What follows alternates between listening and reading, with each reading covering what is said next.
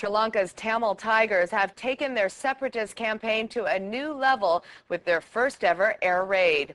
3 people were killed and at least 16 people were injured when a rebel plane dropped bombs on military facilities at the country's main airport. After claiming responsibility, the Tigers are warning of more attacks. Anil Stephen reports. Sri Lankan security forces scrambled to seal off a wide area around the airport in the capital, Colombo. The attack on a military base at the site caught everyone by surprise. With journalists denied access, the only clues to the nature of the raid come from those who saw the early morning attack.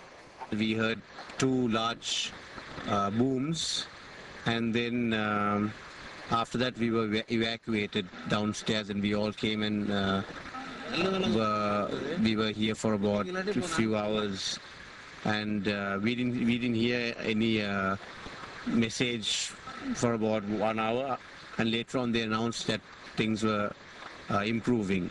At least 3 people were killed and 16 others injured.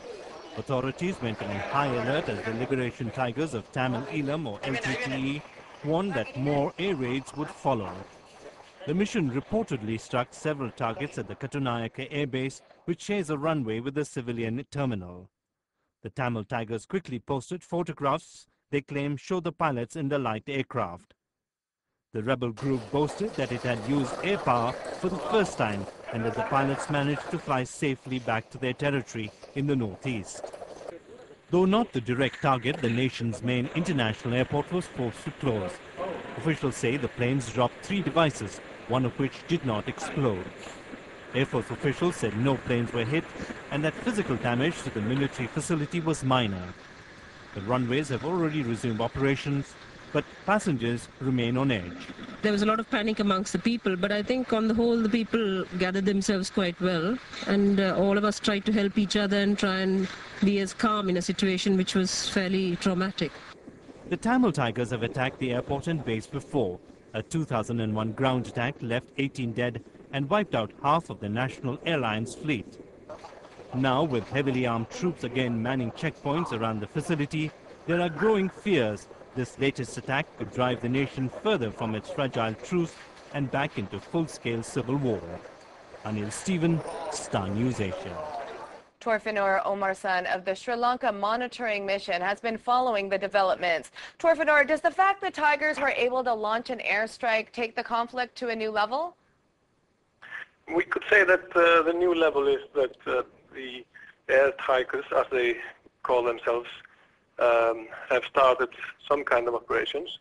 We don't know if this will be significant compared to other events, and we don't know either if the governmental forces will retaliate heavily or not. That remains to be seen. But yes, it's a difference. We could say that. Is it safe to say that the peace process that your country has brokered is officially dead?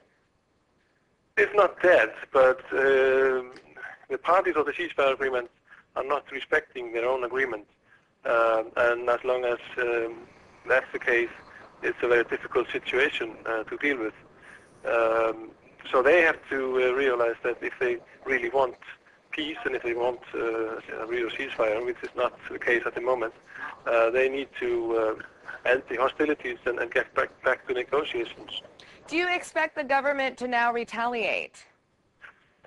I wouldn't say that we expect it to happen, but in the past, when significant events happen or occur, normally both of them, they have retaliated in some way. We urge them not to do so, and that's the same thing as we do to the Tigers when they are being hit. So I would not say that we are expecting it, but unfortunately that has been the case in the recent months, yes. Okay, thank you. Torfinor Omarson with the Sri Lanka Monitoring Commission.